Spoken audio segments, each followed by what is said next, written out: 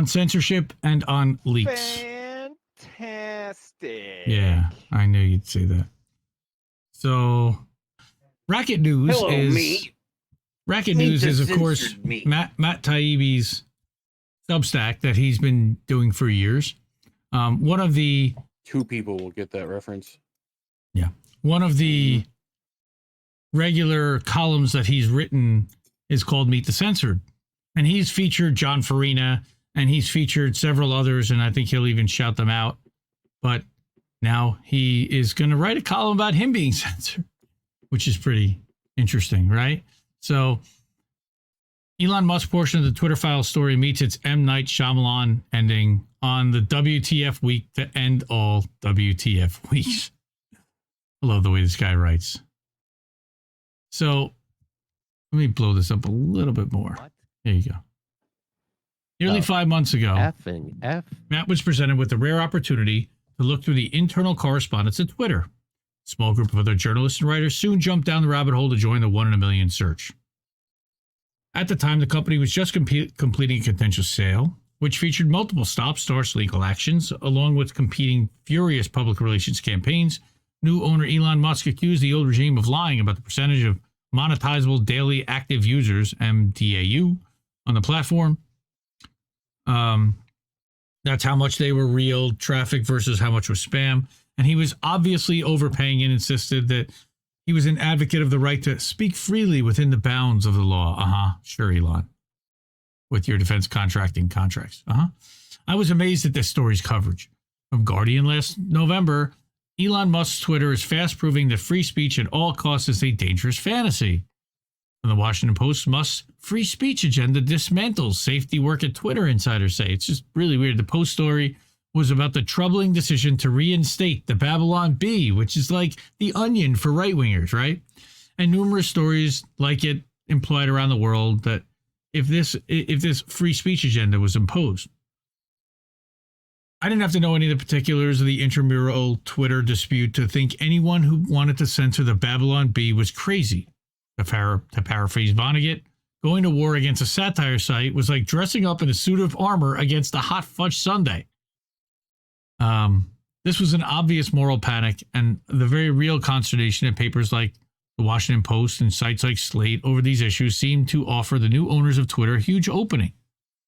With critics this obnoxious, even a step in the direction of free speech values would likely win back audiences that saw the platform as humorless garrison of authoritarian attitudes, and they certainly did. This was the context under which I met Musk and the circle of adjutants who would become the go-betweens delivering the material that came to be known as the Twitter files. I would have accepted such an invitation from Hannibal Lecter, but I actually liked Musk.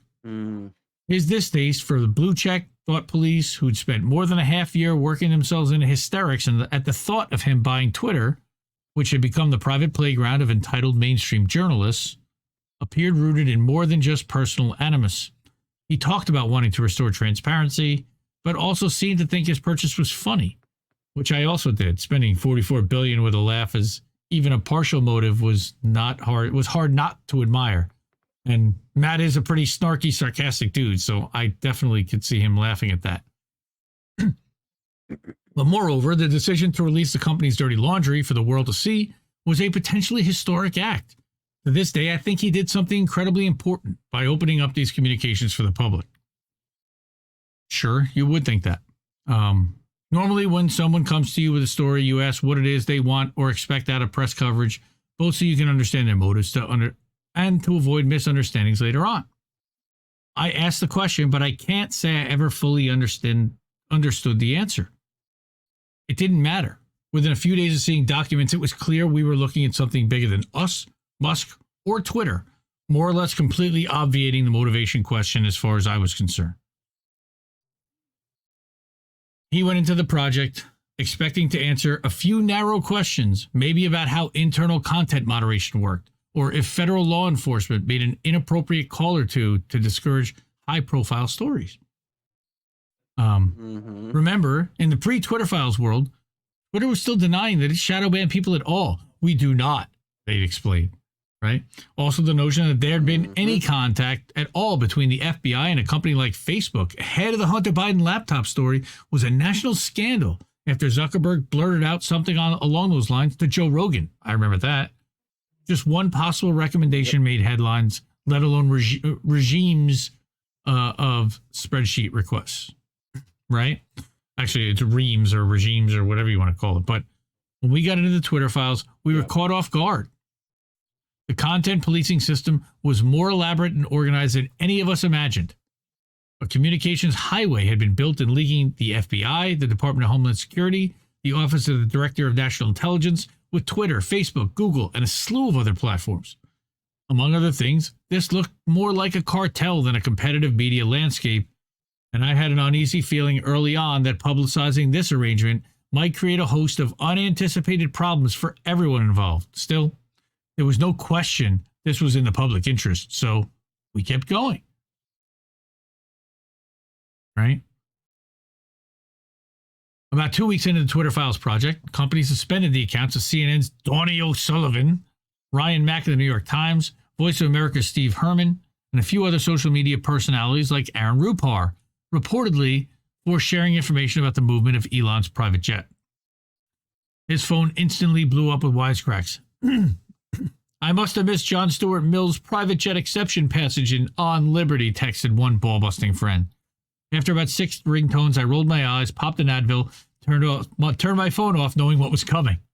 The suspensions, even if quickly reversed, were sure to ignite nuclear levels of pearl-clutching and self-pity among the same censorious, power-worshipping media jerks who a few months before were howling about Musk because they thought he was for free speech. Barry Weiss decided the situation demanded a public statement.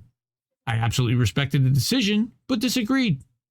I thought the outcry coming from people who never said a word across years of suppression of the type of people I wrote about in Meet the Censored series, like J6 photographer John Farina, Canadian broadcaster Paul Jay, and the World Socialist website, which got taken off of Facebook, that was a bad faith trap. These people didn't care about the issue at all, except in a self-interested way, while they probably did care about shifting public attention from the Twitter Files releases. So from that moment, the project was a football between two committed antagonists. A sporadically censorious CEO I didn't really understand on one hand, and on the other, a block of vicious uniparty authoritarians who were committed to throttling speech as an ideological goal whose methods and tendencies felt all too familiar. Right? The latter group isn't interested in engagement and prefers a strategy of obliteration. This played out in a very real way for New Twitter from the start, in the form of sweeping advertiser boycotts led by groups like David Brock-funded Media Matters, Free Press, Accountable Tech, and Color for Change. Right? Twitter Files reporters like me experienced less personally damaging version of the same deal, though through an impressive total mainstream coverage blackout of Twitter Files revelations, coupled with a near constant string of smears and stories assuring the uniparty faithful that all these documents that were assiduously kept from reading about were nothing burgers. And we kept hearing about that. Twitter Files are a nothing burger, right? We were never on the same side as Musk exactly, but there was a clear confluence of interests rooted in the fact that the same institutional villains who wanted to suppress the inflow in the files also wanted to bankrupt Musk. That's what makes the developments of the last week so disappointing. There was a natural opening to push back on the worst actors with significant public support if Musk could hold it together and at least look like he was delivering on the implied promise to return Twitter to its free speech wing of the free speech party roots. Instead, he stepped into another optics-punchy trap, censoring the same Twitter Files reports that initially made him a transparency folk hero. That's kind of funny. I still think that the enemy of my enemy is not necessarily my friend, and I think that that's kind of what he's trying to say, but I think he did make the enemy of his enemy his friend, and it bit him. And I got plenty of shitlibs and comments on the Twitter versus Elon, Twitter versus Substack stuff on the clips and everything else, kind of haha, laughing at Matt. And I'm like, why would you laugh at Matt for being censored? He got caught in the middle of an argument between Twitter and Substack, and then he got censored for it. It's corporate bullshit being right. right? Even more bizarre, the triggering incident revolved around Substack, a relatively small company that's nonetheless one of the few oases of independent media and free speech left in America. In my wildest imagination, I couldn't have scripted these developments, especially my own involuntary role. I just love the way Matt writes. He's genius. Okay. He first found there was a problem between Twitter and Substack early last Friday, in the morning hours after imploding under Mehdi Hassan's Andrei Vyshinsky act on MSNBC. Yeah, the interrogation. As that joyous experience included scenes of me refusing on camera to perform on-demand ritual criticism of Elon Musk, I first thought I was being pranked by news of Substack URLs being suppressed by him. No way, I thought. But other Substack writers insisted it was true. Their articles were indeed being labeled, and likes and retweets of Substack pages were being prohibited. So he asked Substack co-head Hamish McKenzie. Shout out to Hamish. Hamish! What was going on? Hamish. He said he wasn't sure, but he offered that they just announced a new notes program the day before, and I had to ask, what's that? Because I had no clue what Substack Notes was. And so he showed it to him, and we know what Substack Notes is now, right? And as many unfortunately now know, my next move was to ask Elon what was going on. And he didn't answer right away, which is fine. The man's busy, but the math on this is pretty simple. Whatever was going on between Twitter and Substack had nothing to do with me or with the other Substack writers. And if Twitter was going to label our work unsafe and not allow us to share my articles, well, I couldn't endorse all this by using the platform and said so. This prompted a quick ping and a furious signal question. So you want Substack to kill Twitter? See, now this is what I thought. I thought that Elon was being paranoid from the beginning. Now, first of all, I can't believe that Elon Musk is using fucking Signal. How many months ago did we do a story about Siphon? About Siphon and how this he was talking about Signal. No, I've heard him talk about, because he's wanting to, he told Twitter people that he wanted encrypted stuff like Signal and like Telegram and shit.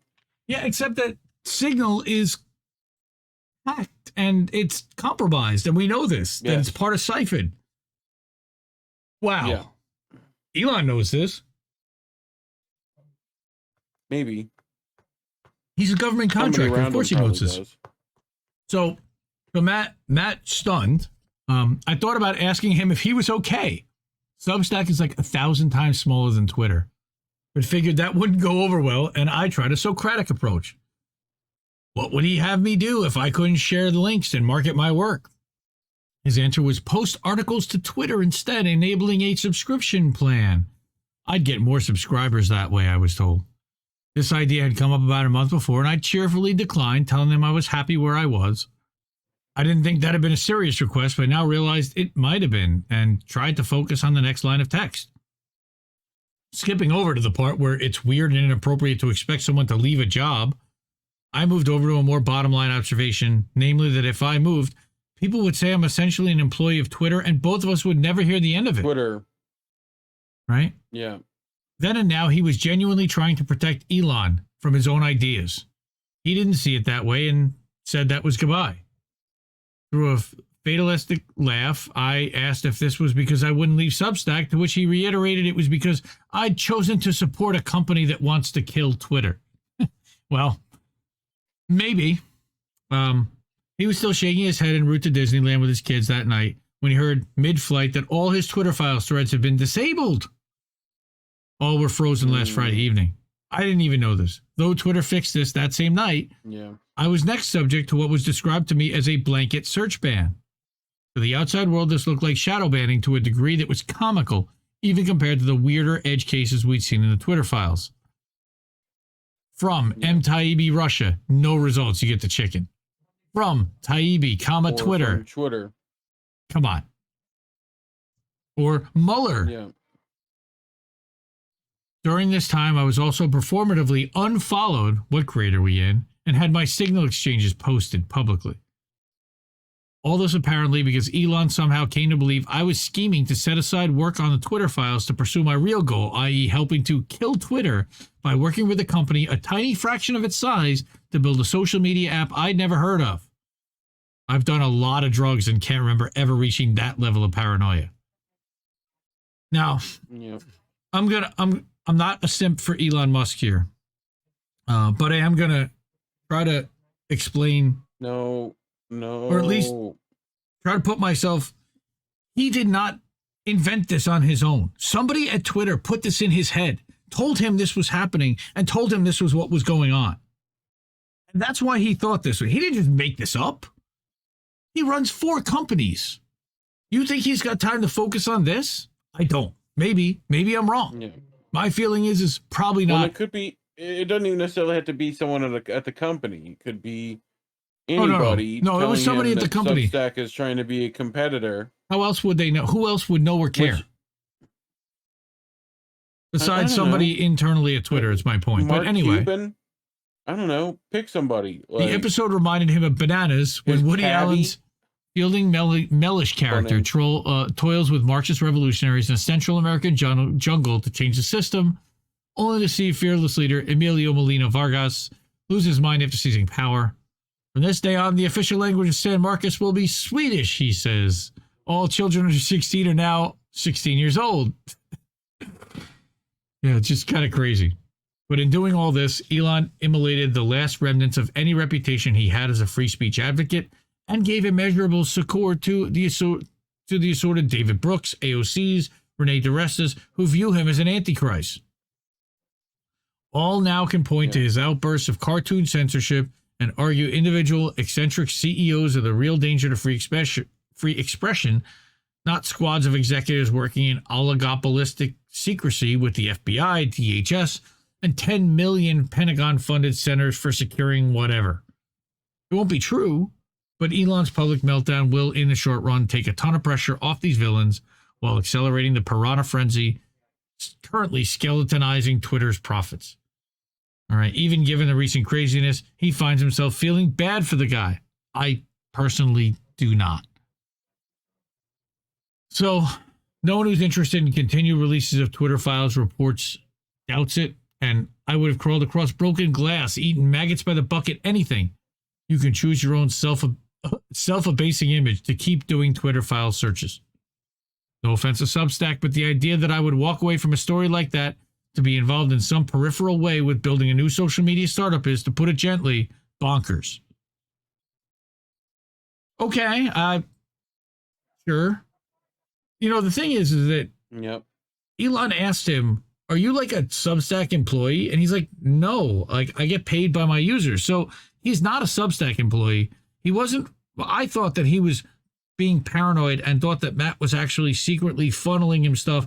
And then one of his guys at Twitter tells him that Substack is downloading a massive amount of data from their API. What are you supposed to think? All right. The disabling of the Twitter files threads, even temporarily, made me nervous right away about leaving them to the whims of the company. I know other sites have already copied the Twitter files material, but as of today, we're uploading my threads to at least a number of different platforms, including Facebook, Substack, see the new section atop the face page, and yes, Truth Social, among others. Thanks, Elon. You got fucking Matt Taibbi to get onto Truth Social and post there. Smart. Yeah.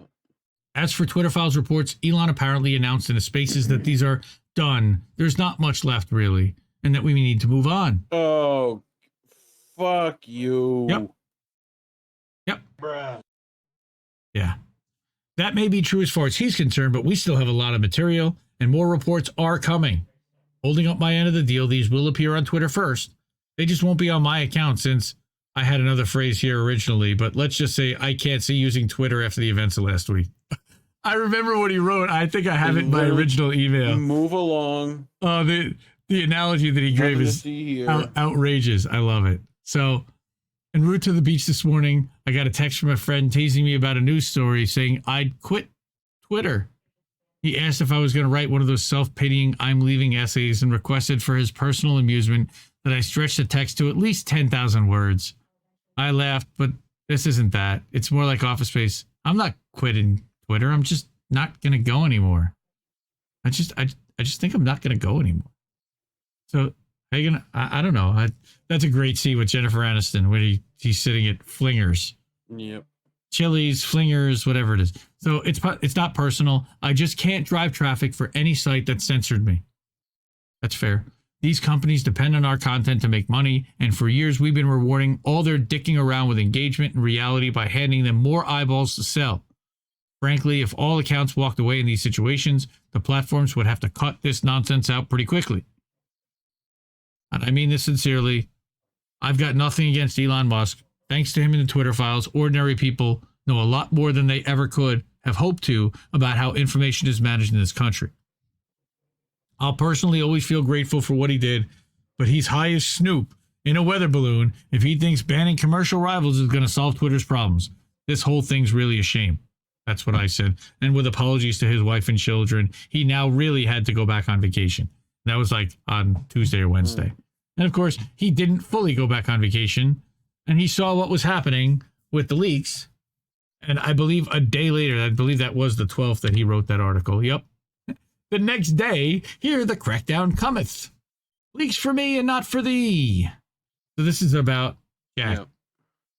Right? Jack Teixeira on a flight, reading about the FBI's arrest of Jack Teixeira, already dubbed the Pentagon leaker. Sounds like the Facebook whistleblower. A quick review reveals multiple media portraits already out depicting him as a dangerous incel who shared his wares on Discord, a social media app where racist memes and offensive jokes flourish. By the way, we are live on Discord right now. The video portion of this show is being streamed through Discord. Dark humor about race or ideology can eventually shape the beliefs of impressionable young people. And innocuous memes can be co-opted into symbols of hatred, researchers say. Well, clearly we can't have dark humor or innocuous memes. Gitmo cages for all. Yeah. WAPO went with charismatic gun enthusiast. Really? Yeah, I mean, you can find anything. What's Discord's catchphrase? Imagine a place. Far-flung acquaintances. Yeah, exactly. So Danny DeVito, I believe, did that commercial.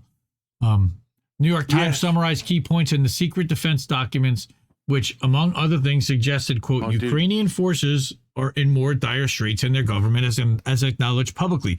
You mean what we've been reporting for the last goddamn year and change? Forever. Everyone's been reporting. Right. Reading what's out there, it's not easy to parse what's a legitimate intelligence concern in reaction to these leaks and what's mere embarrassment at having been caught lying to the public, to would-be U.S. allies, the documents we've been spying on, etc. All right. You'll read a lot in the coming days about the dangers of apps like Discord or of online gaming groups, which counterintelligence officials told the Washington Post today are a quote-unquote magnet for spies. Yeah, because they keep infiltrating them, asshole. The leaker tale will also surely be framed as a reason to pass the Restrict Act, which is exactly what's happening. The wet dream of creepazoid Virginia Senator Mark Warner, which would give government-wide latitude crackdown on communication technology, creating undue or unacceptable risk to national security. Basically, they'd be able to shut down any tech company or go after any person, no anonymous anything like that. That's Patriot Act 2.0, Restrict Act. We covered that last week, or I think last Sunday with who's Kit, tying Restrict Act? Mark Warner? Yeah. Would say that this would have helped? Yep. So, this was his baby to begin with, but all of them are doing this. The intel community has itself been massively interfering in domestic use using illegal leaks for years. Remember the "Why did Obama dawdle on Russia's hacking" story by David Ignatius of WAPO in January 17, outing would-be Trump National Security Advisor Michael Flynn as having been captured in intercepts speaking with a Russian ambassador. He went to jail for that, by the way. That was just the first in a string of leak or intercept-based news stories that dominated news cycles in the Trump years, involving everything from conclusions of the FISA court, that was Carter Page, to supposedly secret meetings in the Seychelles, that was Betsy DeVos's brother, Eric Prince. See, I know this because I was a shitlib then, so I followed all these narratives. I believed half this shit. Now I realize how badly we got lied to. Yeah, but you did too. We all got lied to. When civilians... I never bought this shit. But Matt's saying, and check that out, CJ Hopkins and Tara both like this, among others. But when civilians or whistleblowers like Edward Snowden, Julian Assange, who's in jail for an incredible 4 years now, shout out to Matt for shouting out Julian Assange, free Julian Assange, reality winner, and now the Discord leaker. I wouldn't put them all in the same category. Bring leaked information to the public. The immediate threat is the Espionage Act charges and decades of jail time. When a CIA head or a top FBI official does it, it's just news. In fact, officials talk openly about using strategic leaks as a PR staple. In a world where media currency is becoming the ultimate power, these people want a monopoly. It's infuriating. Watch how this thing is going to be spun. It's going to get ugly fast. And as the disgusting Rachel Maddow likes to say, watch this space. Well, I'll tell you right now, the whole reason that they're like false flagging Discord in this way is because Discord is, without a doubt, the best way to organize anything. Like, really? Well, in some respects, organized like, data maybe, but not organized people. RBN's there has been an organized RBN people. Okay, there's been a Discord that RBN, it's called Power to the People, that RBN members and Patreon members, they have been trying to get like local chapters and people to get off their couch and organize and do something. And most of the people just don't want to do anything. Pause. Do you want me to tell you how many people are in a Rick and Morty server right now? Like, or in a Pokemon. Are they ready to organize? Fan club? Are they ready to organize up against the government over Pokemon? Absolutely. If the government wanted to ban Pokemon right now, that Pokemon Discord would riot. Like, telling you, it's just Discord makes it very difficult to share. And I mean, we both know this.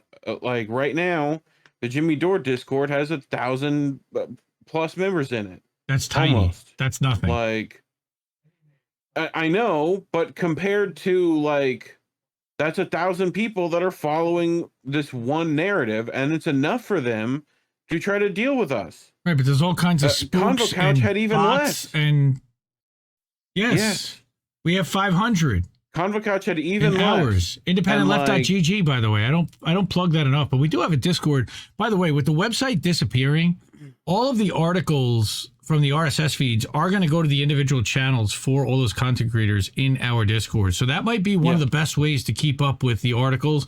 Not only that, but you can actually do a search, and the search functionality is outstanding from there. So that's another thing that we can do while we're trying to figure out the new site and Josh and White Hat's working on.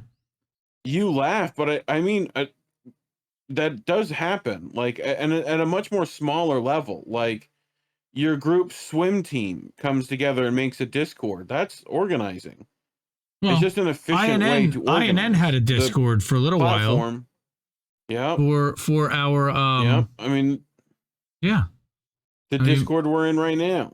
Right. Like, I mean, it allows us to create multiple servers, communicate with each other, and share data and information and links and work together. And you see my kids every day. Yep. Yeah. Absolutely. So like, and what they want is, it's a way to control a narrative that they need to control. So, you know, it's why Microsoft tried to buy it. Yes, for $10 billion, and they said no. Okay, according to Kiriakou, the CIA collects 1 million classified files either per week or per day. It's little wonder that barely any files are declassified. It's too much data to manage. Well, yes, but I'm even talking about like the reports that are written by agents, not even what they collect. I'm talking about what they generate. Please tell me why they need more information to stop threats. Because every threat we've seen in the last, like, has been started by them. Almost decade, but has been. No, I'm not even saying that. I'm saying, how many times do you see that the shooter is on a FBI, CIA watch list already? That's what I mean. They already knew about these guys. They already have all the information they need. They knew about these guys. Yeah. And they could probably have gotten warrants and other stuff to watch them already. Yes, agreed. Right, but we need Patriot Act 2.0 so that we can spy more. Bye.